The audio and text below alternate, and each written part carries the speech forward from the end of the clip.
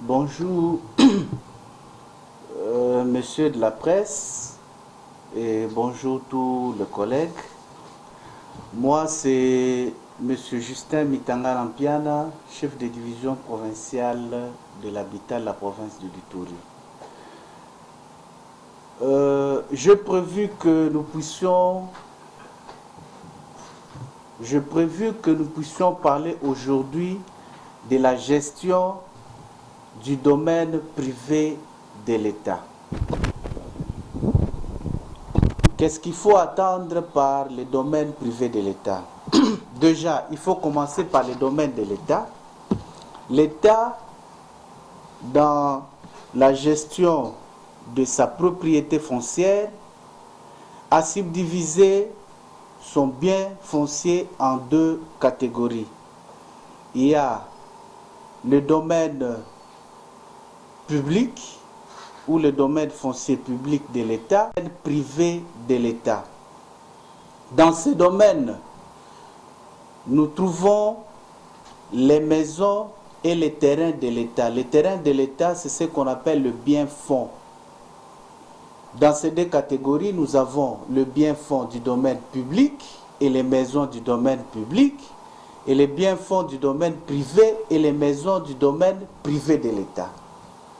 Dans le domaine public de l'État, il est constitué de tous les biens immobiliers qui sont affectés à un usage public, donc au public usagé directement comme le marché, les stades et consorts, et les autres immeubles qui sont affectés aux services publics de l'État, c'est-à-dire les divisions, le gouvernorat, les ministères, le palais de la nation, tous ces domaines publics de l'État. Et de l'autre côté, nous avons aussi les biens fonds du domaine privé de l'État. Ce sont les terrains du domaine, non, les biens fonds du domaine public, ce sont les terrains du domaine public de l'État. Vous verrez par exemple la place des Martyrs ici au Rond-Poissonnas du domaine public de l'État. Et ces biens du domaine public de l'État-là sont inaliénables, intransmissibles et imprescriptibles. C'est-à-dire, dans ces domaines publics de l'État, on ne peut pas mettre ces biens dans les commerces, on ne peut pas donner aux particuliers, on ne peut rien faire, uniquement l'utilisation pour les services de l'État ou pour le public usager. De l'autre côté, nous avons le bien du domaine privé de l'État. Et là, pour enchérir, les biens du domaine public de l'État sont gérés par le ministère des ITP, donc Infrastructures et Travaux Publics, pour la précision. Mais le ministère des ITP n'a pas l'administration de ces biens-là, mais a la gestion de biens du domaine public de l'État. De l'autre côté, nous trouvons le bien du domaine privé de l'État, qui est constitué de toutes les maisons de l'État qui sont affectées soit au logement de fonctionnaires et agents de l'État, soit qui est mis dans les circuits économiques, c'est-à-dire pour rentabiliser les caisses de l'État. Ce sont des actes générateurs de recettes du secteur de l'habitat. Et ces biens fonds du domaine privé de l'État et les immeubles du domaine privé de l'État sont gérés par le ministère de l'Urbanisme et Habitat, en province géré par la division provinciale de l'habitat. Petite histoire. Ce domaine privé de l'État était jadis géré par le ministère du portefeuille. Ce n'est qu'en le 30 janvier 1989 que le chef de l'État, le maréchal Mobutu, a pris une ordonnance. Je vais vous libeller. C'est l'ordonnance numéro 89-034 du 30 janvier 1989, transférant certaines attributions du département du portefeuille au département des finances et de l'urbanisme et habitat. C'est-à-dire quoi? On a transféré ces domaines au ministère des Finances et de l'urbanisme et habitat. Pourquoi on cite le ministère des Finances? Je m'excuse. Pourquoi on cite le ministère des Finances? Parce que ces maisons sont mises dans les circuits économiques que l'urbanisme et habitat va gérer et l'argent ira dans les caisses de l'État au niveau de régies financières qui sont au niveau provincial, les régies de la province, et au niveau national, la DGRAD. C'est pourquoi on a associé les ministères de Finances. Qu'est-ce que dit l'article 1er de cette ordonnance? Non, l'article 2. L'administration et la gestion du patrimoine immobilier de l'État relève de la compétence du département de l'urbanisme et habitat. Et ça, c'est une ordonnance. Il fallait maintenant des mesures d'accompagnement qui vont accompagner cette ordonnance pour que ça soit mis en action.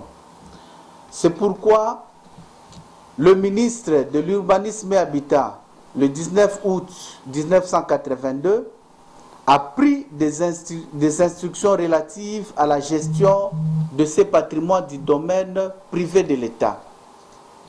Nous pouvons survoler très rapidement. L'article 1er dit ceci: les immeubles du domaine privé de l'État, dont question ici, font partie du circuit économique, ou encore ceux qui sont susceptibles de l'être. En d'autres termes, ce sont des immeubles non affectés au service public de l'État et qui sont rentabilisés par un système de location au tiers. C'est-à-dire, c'est à partir de cette date qu'on a pris tous ces immeubles-là pour le mettre dans le circuit économique. Parce que jadis, avant ces instructions, il y avait un système de quotas pour les maisons de domaine privé de l'État. Ces maisons étaient distribuées à chaque service de l'État. Les quotas de l'urbanisme, les quotas de TP, les quotas des mines, les quotas de ceci. Et ces maisons étaient occupées gratuitement avant le 30 janvier 1989. Et à son article 2, il est dit ceci: la division régionale ayant dans ses attributions l'urbanisme et habitat, ainsi que ses bureaux sous-régionaux, sont le seul habilités à gérer l'ensemble de ces patrimoines immobiliers de l'État se trouvant dans leur juridiction administrative. À partir de cette date-là, les seuls qui ont la compétence de gérer le patrimoine du domaine privé de l'État en province, ce sont les divisions provinciales de l'urbanisme et habitat à l'époque, parce que ce n'était pas encore scindé. Aujourd'hui, ce sont les divisions de l'habitat qui sont les seules habilités à gérer ces patrimoines dans les provinces respectives. Aussi habilité à son article 3, il est dit: les contrats de location établis pour ces immeubles doivent obligatoirement porter au niveau du chef-lieu des régions, aujourd'hui de province, la signature du locataire et celle du chef de division régionale de l'urbanisme et habitat. Pour les maisons du domaine privé de l'État, la personne habilitée à signer le contrat, c'est le chef de division pour le compte de l'État et le locataire qui est un particulier. Et nous allons rapidement aller. On donne aussi le pouvoir, en son article 5, la résiliation unilatérale des contrats par les services précités doit être fondée sur les violations des clauses des contrats en vigueur constatées dans les chefs du locataire. C'est-à-dire, pour les maisons de l'État, ce n'est pas comme un contrat qui est signé entre deux personnes, le contrat qui est géré par la loi 15/025 sur les baux à loyer, où il y a des obligations du locataire et du bailleur, et il y a la commission de conciliation jusqu'à l'achèvement. Mais ici, pour les maisons de l'État, le chef de division provinciale de l'habitat a le pouvoir de résilier unilatéralement les contrats de bail, violation de certaines dispositions pertinentes du contrat dans les chefs du locataire. Mais on n'a pas, comme on a mis de côté le système de quotas, on n'a pas dit que les maisons de l'État ne pouvaient pas aussi être occupées par certains officiels de l'État. Mais il y a une catégorie. Article 6, ne bénéficient de la gratuité de logement les autorités politico-administratives locales, les coopérants étrangers, ainsi que les officiers de nos forces armées dans les limites au quota leur alloué. C'est-à-dire, les officiers de nos forces armées peuvent l'être, ainsi que certaines autorités politico-administratives de la place. Les maisons de l'État, y compris les fonctionnaires de l'État, sont soumis au régime de location. Au régime de location au taux du loyer fixé par les services de l'urbanisme et habitat. C'est-à-dire, hormis cette catégorie que je viens de vous citer, il y a les coopérants étrangers, il y a les autorités politico-administratives locales, il y a certains officiers de nos forces armées. Tous les autres sont soumis au système de location au taux du loyer mensuel fixé par les services de l'habitat en province, y compris les fonctionnaires de l'État. Même moi qui vous parle, je n'ai pas ce pouvoir d'occuper la maison de l'État sans le payer. Mais quant aux fonctionnaires qui sont en mutation dans les provinces, il y a une compensation qui se fait entre leurs services respectifs et les services de l'urbanisme et habitat.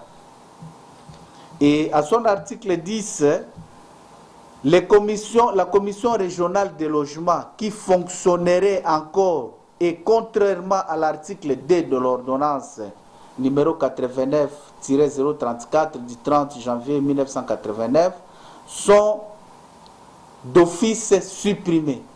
C'est-à-dire le système de quotas était supprimé.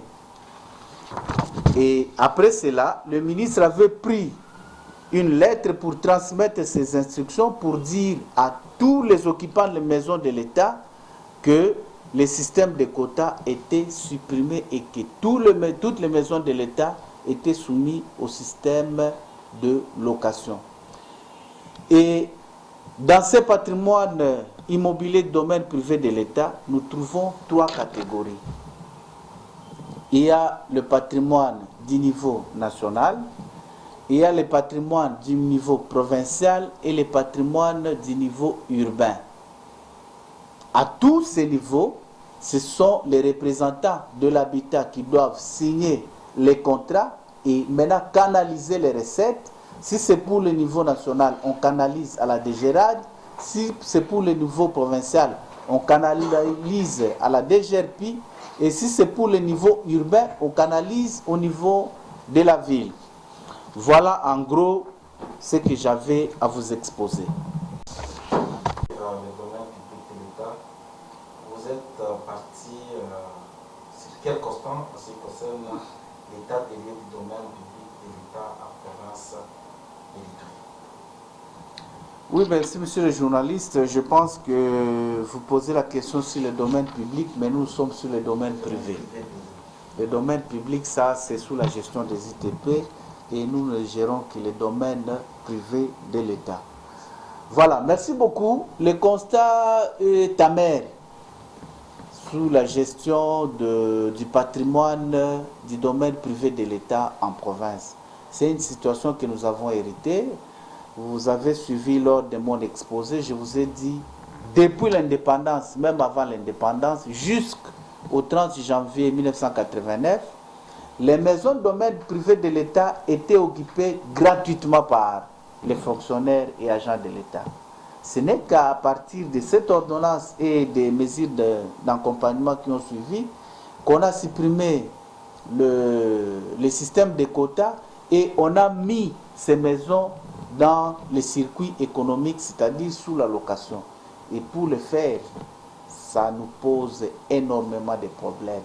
il y a même de certains fonctionnaires qui croient qu'on a des problèmes avec eux, vous voulez leur faire partir de la maison, alors que vous comprendrez avec moi que le service de l'habitat, c'est un service générateur de recettes. De l'habitat, ce sont ces maisons de l'État. Je peux vous donner un exemple. Quand vous dites à un service frère comme l'urbanisme de ne plus percevoir le permis de construire, parce que jadis, ça s'est donné gratuitement et aujourd'hui, ça doit continuer. C'est-à-dire, vous pouvez aller même dans d'autres services, par exemple l'environnement. Non, il ne faut pas payer la taxe sur l'abattage des arbres ou quelque chose comme ça. Parce que jadis, ça se faisait gratuitement. C'est-à-dire, aujourd'hui, tous les occupants des maisons du domaine privé de l'État doivent comprendre que ce système de quotas et ce système de gratuité est révolu. Les maisons de l'État, c'est un acte générateur de recettes, tant du niveau national, provincial que urbain. Et c'est de notre compétence. Quand les occupants ne payent pas les loyers, c'est-à-dire nous sommes défaillants, parce que c'est budgétisé au niveau provincial et au niveau national. Mais quand nous sortons maximisation zéro devant l'autorité, ça ressort de première vue que nous ne travaillons pas, alors que nous sommes bités à des difficultés par rapport aux occupants de maisons de l'État. C'est pourquoi nous avons, au cours de la commission d'identification locataire des maisons de l'État ici en province, on avait lancé de mise en demeure, on lance même des notes de débit et la DGRP lance des notes de perception et ils ne veulent pas payer. Je pense que c'est ça la plus grande difficulté. Et l'avantage pour la location de maisons de l'État, c'est quoi? Vous voyez, plusieurs maisons de l'État étaient spoliées. Pourquoi? Quand il y a un occupant qui l'occupe gratuitement, vu la durée, il peut faire toute sa carrière sur cette maison, 10 ans, 20 ans. Il y a un droit apparent. Même tout le monde sait ce qui là, c'est chez lui. Et même quand il va spolier cette maison, faire un titre pour lui, ça va passer parce que tout le monde sait qu'il habite là-bas il y a 20 ans. Mais si la personne paye les loyers, même les minimums, les jours où il va se faire fabriquer un titre pour la maison, nous allons l'opposer le loyer qu'il paye. Nous allons l'opposer le contrat que l'État avait signé avec lui comme occupant de la maison. C'est ça le vrai problème que nous avons aujourd'hui avec la spoliation de maisons de l'État, parce qu'il n'y a pas de traces des occupants qui sont là. C'est pourquoi nous avons recouru à vous de la presse pour la sensibilisation. Nous voulons protéger le patrimoine de l'État et tout le monde doit signer les contrats, mais le taux du loyer ne sera pas le même avec les occupants de maisons privées. Nous allons tenir compte de l'occupant de la maison. Si c'est un fonctionnaire, on va le traiter comme un fonctionnaire. Mais nous voulons qu'il y ait traçabilité maison de l'État par rapport à la location, parce que le jour où il y aura problème, qu'on ait de preuves à montrer. Peut-être vous avez compté combien de maisons de l'État qui ont dans les cadres de domaine privé de l'État? Bon, en termes de chiffres, nous avons une centaine aujourd'hui. Nous avons une centaine. L'ensemble de la province? Non, dans la ville de Bunia. Au centre-ville, il n'y en a pas vraiment les gens, mais nous avons plus au niveau de la cité. Il y a les Kandombe et les autres. Bon, nous sommes en train de travailler. Il y a des rapports qu'on a soumis à l'autorité et que la primaire revient à l'autorité. Peut-être dans le jour qui vient, il va nous convoquer quant à ce. Après la sensibilisation, quelles sont les mesures de contrainte peut-être qui peuvent pousser les occupants de ces maisons pour se conformer? Bon, les mesures de contrainte, je vous ai dit que nous avons lancé des mises en demeure, même des sommations. Les mesures de contrainte, c'est que celui qui ne va pas se conformer à la législation, celui qui ne va pas se conformer à la loi, se verra mis dehors par un délogement administratif du service. Mais celui qui va se conformer va signer un contrat avec la division ici pour le compte de l'État et il sera soumis à un loyer qui sera raisonnable. Vous ne craignez pas me sentir damné à votre service? Déjà, si un journaliste pouvait vous poser cette question, moi je regrette. Quand je vous explique que c'est un acte générateur de recettes de notre service et que les gens qui restent gratuitement ne veulent pas payer la taxe de l'État, au lieu de les sensibiliser, vous nous posez des questions que ça va nous attirer des ennuis. Les questions d'interférence, d'autres peuvent créer un peu de leur monopole auprès des autorités pour étouffer, au cas où, par exemple, vous serez étouffé dans cette démarche, du gouverneur, également, c'est par rapport à cette question que je pose cette question. Étouffé par les autorités, je ne pense pas, parce que je vous ai dit que ce sont des actes générateurs de recettes, tant au niveau national que provincial. Et l'autorité provinciale a besoin de ces recettes pour faire sa politique. Je pense que l'autorité a besoin de cet argent pour faire sa politique parce que c'est une taxe. Bon, moi je pense que ce sont des mesures d'exécution que nous allons proposer à l'autorité sous son leadership. Nous allons voir comment nous allons procéder. C'est-à-dire, on n'ira pas brutalement, nous irons avec tactique et intelligence. Alors, en ce qui concerne la qualité même de ces maisons, il s'est fait que beaucoup de maisons sont amorties dans l'État, ça va de très longtemps. Quelle politique vous allez mettre en place pour réhabiliter, tant soit fait, ces maisons? Effectivement, ça c'est une bonne question. C'est-à-dire, quand les maisons sont occupées gratuitement par les fonctionnaires de l'État, au-delà même des fonctionnaires, il y a d'autres maisons qui sont occupées par des personnes qui n'ont pas qualité, ni fonctionnaires, peut-être les petits-fils d'un fonctionnaire qui était là et qui reste dans la maison, il dit que non, j'attends le décompte final de mon grand-père. Est-ce qu'il y a des décomptes finaux dans l'administration publique? Vous comprenez? Et tout ça, les gens ne comprennent pas. Il occupe une maison de l'État, il prend la maison de l'État en otage pour dire que je suis en train d'attendre des comptes finaux. La politique que nous allons adapter ici aujourd'hui, vous voyez pourquoi ces maisons sont dans un état de délabrement avancé. Parce que la personne qui occupe gratuitement la maison, il ne fait pas l'entretien, parce que ce n'est pas de son rôle, de sa compétence. Les maisons sont en ruine. Beaucoup de maisons aujourd'hui, la valeur vénale c'est zéro. Parce que quand vous entrez même dans les maisons, il y a des fissures, il y a tout. C'est pourquoi c'est cet argent-là qui va permettre à l'État de maintenir tant soit peu ces maisons de l'État.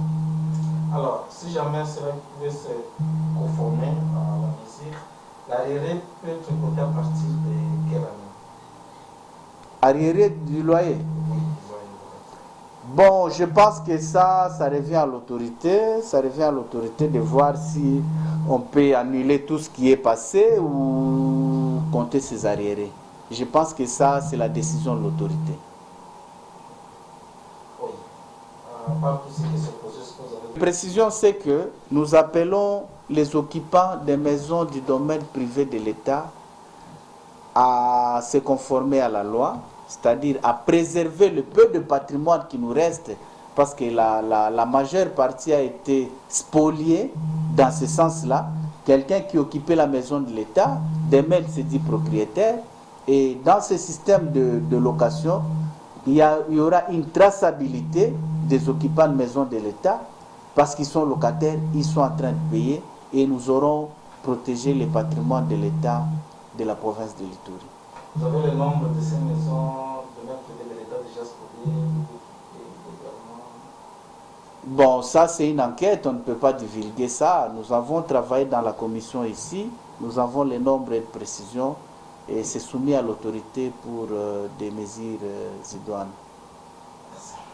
Je vous remercie.